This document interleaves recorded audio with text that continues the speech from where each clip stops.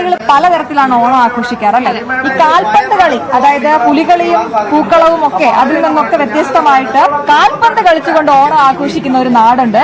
തൃത്താല മണ്ഡലത്തിലെ കുമരനെല്ലൂരിലാണ് വിവാഹിതരും അവിവാഹിതരും, അത് കൊള്ളാം, ടീമുകളായി അതാണ് ബാച്ചിലേഴ്സും കല്യാണം കഴിഞ്ഞവരും തമ്മിലുള്ള കാൽപന്ത് കളിയിൽ ഓണാവേശം. നമുക്ക് ആ വാർത്ത കണ്ടിട്ട് വന്നാലോ. പൂക്കളവും പൂവിളിയും പുത്തനുടുപ്പുമൊക്കെയായി ഓണം ആഘോഷിക്കുമ്പോൾ കാൽപന്ത് കളിയിൽ ആവേശം നിറച്ച് ഓണം കളറാക്കുകയാണ് കുമരനെല്ലൂർ ഗ്രാമം. 25 വർഷത്തോളമായി കുമരനെല്ലൂറുകാർ ഓണം ആഘോഷിക്കുന്നത് ഇങ്ങനെയാണ്.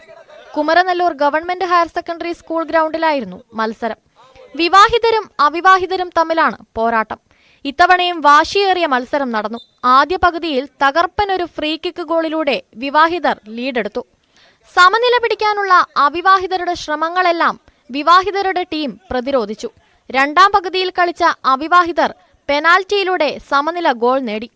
ഫൈനൽ വിസിലോടെ ഇരു ടീമുകളെയും സംയുക്ത ജേതാക്കളായി സമാപിച്ചു. വളരെ മനോഹരമായിട്ട് എല്ലാ വർഷവും തിരുവോണനാളിൽ നടന്നു വരുന്ന കളിയാണ് വിവാഹിതരും അവിവാഹിതരും രണ്ട് ടീമായി നിന്നുകൊണ്ട് ഇവിടെ ഫുട്ബോൾ മത്സരം നടന്നുകൊണ്ടിരിക്കുന്നത്. അതിൽ ഇന്നത്തെ മത്സരം വളരെ ആവേശകരമായി തന്നെ പര്യവസാനിച്ചിരിക്കുകയാണ്. ആ മത്സരത്തിൽ 1-1 എന്ന സ്കോറിൽ സമനിലയിൽ പിരിഞ്ഞുകൊണ്ട് ഈ തിരുവോണനാൾ വളരെ മനോഹരമാക്കിയിരിക്കുകയാണ് ഇവിടുത്തെ ഫുട്ബോൾ പ്രേമികൾ. അവിവാഹിതരുടെ ടീമിലേക്ക് എല്ലാ വർഷവും പുതിയ കളിക്കാർ എത്താറുണ്ട്. ഇത്തവണ അവിവാഹിതരുടെ ടീമിൽ കളിച്ചവർ അടുത്ത തവണ ചിലപ്പോൾ വിവാഹിതരുടെ ടീമിലാകുമെന്നതാണ് മറ്റൊരു കൗതുകം.